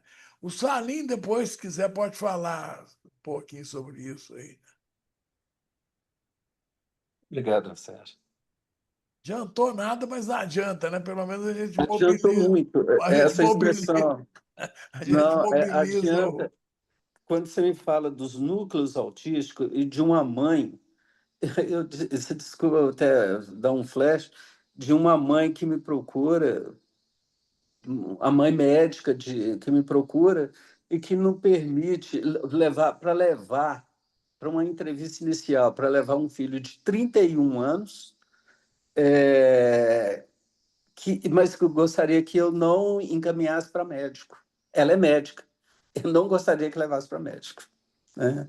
Aí eu pensei assim, mas que mãe desgraçada é essa que não permite que o filho não tenha nenhum CID, né? Como é que invade, né, assim, a pessoa dessa forma? Quer dizer, é um trabalho que depois eu vou ter que me haver com ela, né? Ver com o rapaz, mas me haver com ela. E aí eu fiquei com uma dificuldade do diagnóstico, né? Se de um lado eu posso pensar muito assim freudiano ou winnicottiano, fala assim, não, esse pode ter alguma esquizofrenia, alguma coisa, ou um psicótico aí, ou um borderline, se eu pensar em outra corrente. Mas, assim, depois veio e falou assim, gente, não tem nada de autismo aí, não. né? É uma dúvida, assim. São os diálogos internos que aparecem nesses momentos que a gente está aqui, que eu acho muito produtivo e muito bons, tá? Obrigado pela oportunidade. Ok. Bom, ó, Flavinho saindo. Há algumas mensagens aqui no chat, de diversas, né? Tanto falando do nosso encontro de hoje, quanto também do Sérgio, algumas pessoas tendo que sair. A gente está praticamente no limite do nosso horário. Queria reforçar aqui sobre o que também o Ulisses comentou. O Grupo Mineiro de Winnicott tem um grupo de estudo também que se atém ao texto, a gente lê palavra por palavra regularmente, muitas vezes a gente retoma algumas coisas dessas leituras. Aí o Sérgio faz parte da coordenação do nosso grupo de estudo, que é um grupo de estudo quinzenal, toda sexta-feira à tarde ele acontece, e que é um outro tipo de trabalho, né? Não é como esse trabalho que a gente faz uma vez por mês aos sábados. Nós temos essa oportunidade também para quem quiser integrar e também se aprofundar. Então, alguém mais quer se manifestar, quer se apresentar, dado o horário que a gente tem? O Roberto Araújo também manifestando. Mas alguém quer falar? Ou a gente interrompe? Bom, Sérgio, eu acho que fica com você, então, amigo. Eu Eu acho que quero fica te com você. agradecer. As suas palavras foram muito boas, ótimas, sabe? Você fez, eu gostei do que você falou muito, né? Porque realmente eu concordo com isso, né? Você pega um texto, mas é você dar seu texto, que é o objeto, a parte da transicionalidade, né? Você só pode falar o que você criou em cima do que você leu, né? Então é claro que a outra pessoa veria de uma outra forma, né? Eu quis inaugurar esse tipo, reinaugurar isso, porque no início o grupo Winnicott funcionava assim, né? Cada um apresentava um texto no Capricho, né? Você vê? Lembra disso? Claro. Todos os textos quase foram apresentados, né? Então eu É, quis retomar um pouco isso para a gente pensar realmente conceitualmente, né? E sei que sempre é impossível, né? E esse texto, né? muitas coisas. Uma vez eu perguntei para o Vitor Manuel, que é um dos grandes conhecedores de Freud do Brasil, né? O Vitor é do Porto de Laplanche, mas fala português, né? Então não é estudado, mas realmente às vezes eu estava lendo o Egg e o Id pela quinta, 10ª vez talvez, e tinha dúvidas, eu ficava alucinado, o que é isso? Aí eu telefonava para o Vitor, ele falava para mim, Sérgio, o Freud faz isso, as pessoas não aceitam, porque o Freud também não conseguia, às vezes, explicar as coisas que ele pensava, né? Então, não tem explicação, a gente tem que criar em cima disso, para ver se a gente consegue entender, né?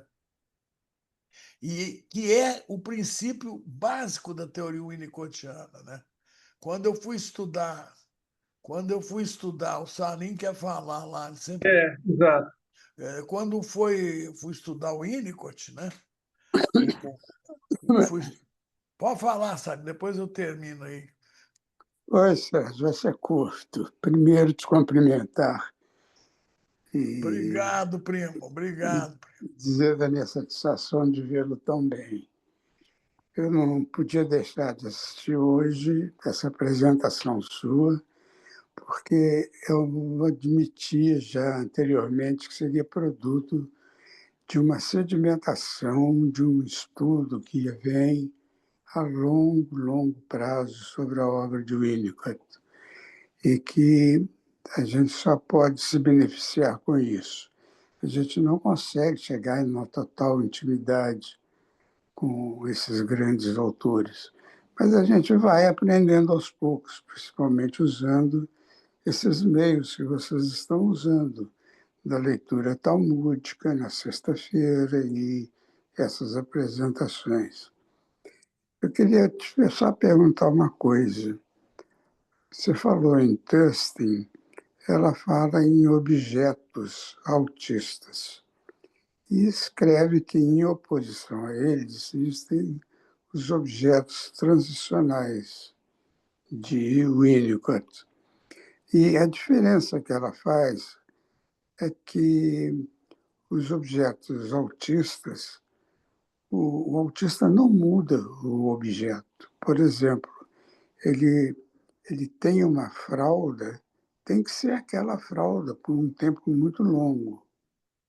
E já no Winnicott, isso é mais, isso é mais comum acontecer. Queria que você me dissesse se você tem alguma observação a respeito. Porque o objeto transicional, teoricamente, o Winnicott fala que não é para ser mudado, né? Ele é o mesmo, mas ele é recriado o tempo todo, né? Talvez o autista não consiga essa recriação psíquica do objeto tradicional, né? Eu imagino isso. Eu acho muito a questão autística, não sei se por influências psiquiátricas, né? Que autismo, para mim, sempre lembra esquizofrenia, né? Ou seja, esquizoides e etc., né? Eu acho sempre que há uma. Se for olhar pela parte do ambiente não biológica, eu vejo muito uma desistência do bebê por uma falta de respostas do ambiente, né? Um ambiente que não respondeu e que o bebê se recolhe dentro de si e tem que se virar sozinho, né? Ele abre mão disso, né? E é uma tragédia. E o último caso que o Winnicott apresenta, que eu não trouxe porque eu acho que precisa ser estudado isoladamente. Ele fala disso, da vivência de morte, dos objetos mortos, sabe, da coisa da esquizoidia. Eu vou até ver com o Bernardo para o ano que vem a gente fazer um estudo sobre isso, né? Esse caso em si, né? Ficaria bom, a gente pode até aumentar, porque para as pessoas realmente lerem e falarem do caso winnicottiano, né? Porque eu não trago caso clínico para a live, porque a gente não gosta, por causa dos sigilos de cada um, né? Isso fica no YouTube, alguém pode ver, então é uma coisa muito grave. Mas, primo, você está bem, né? Hoje seria aniversário do Mário Lúcio. Ah, Você não estava aí na hora que eu abri. Eu dediquei a ele essa.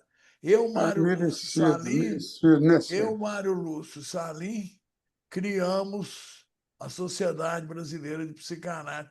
E a Clemilda, né? E eu me É, lembrei, Clêmio, a Clemilda, eu vou fechar com esse caso, que é muito bonito. A Clemilda foi nossa amiga querida, analista do Rio, lá da SPRJ, e ela tinha uma casa numa praia no Rio, num lugar lindo chamado Verão Vermelho. E ela quis me passar a casa, então eu fiquei usando a casa um ano. Todo fim de semana a gente ia, né? E umas vezes ela foi conosco, o Rafael era pequenininho, e ela dormia ouvindo um radinho, né?